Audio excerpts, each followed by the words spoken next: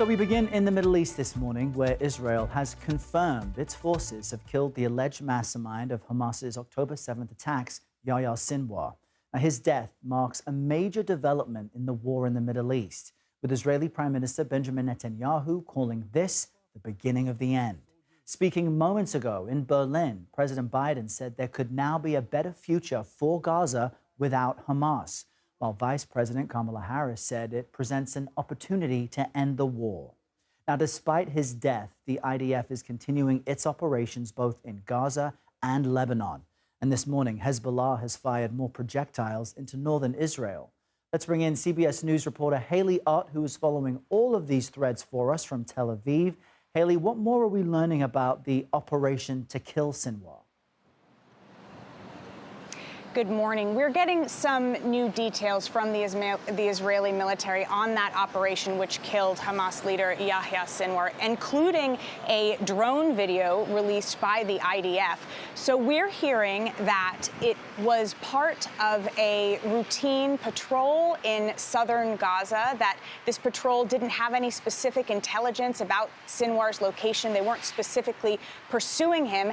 And soldiers came across Hamas militants. There was a firefight, and one militant ran into a ruined building that was nearby. Then IDF soldiers sent a drone with a camera on it into that building to look around and see what was going on. That's the footage that the IDF has released. We can't independently verify that footage, but it shows what appears to be a man covered in dust. His face is covered. He's sitting in a chair in a ruined space, and he's not moving very much, and he looks wounded. And then he notices the drone sort of behind him and turns and throws something at it.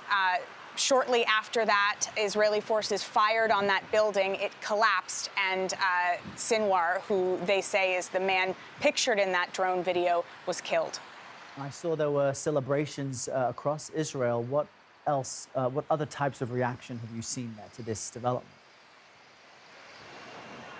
Yeah, so Israeli Prime Minister Benjamin Netanyahu made public remarks. He said that Sinwar's death had settled the score for that brutal attack by Hamas on October 7th last year, but that the war in Gaza was very much ongoing, and that the goal now was to secure the release of those remaining hostages that are still in Gaza. Many members of those families of the hostages, loved ones of the hostages, took to the streets in Tel Aviv last night, protesting to bring attention to their loved ones' sort of plights, and also making the point that they were concerned that perhaps Sinwar's death might change the calculus within Gaza, might actually endanger those hostages.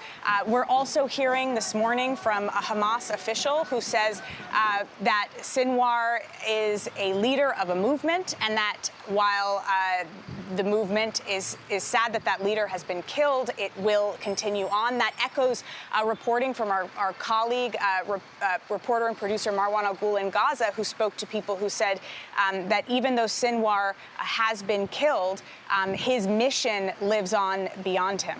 And there has been more fighting today. What can you tell us about that?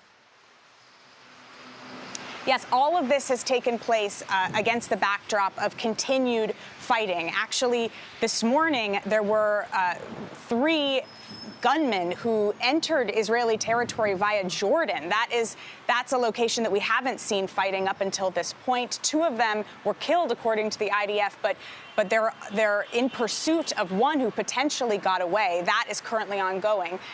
There were rockets fired from Lebanon into northern Israel this morning. Israel warned about 20 villages to evacuate. That indicates that there could be airstrikes coming in those locations there. And the fighting in Gaza has continued, including in that northern area where there have been those heightened operations recently.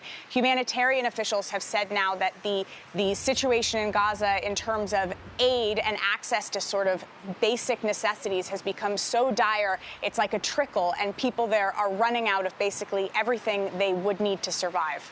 Very serious. Haley Ott, thank you for that update.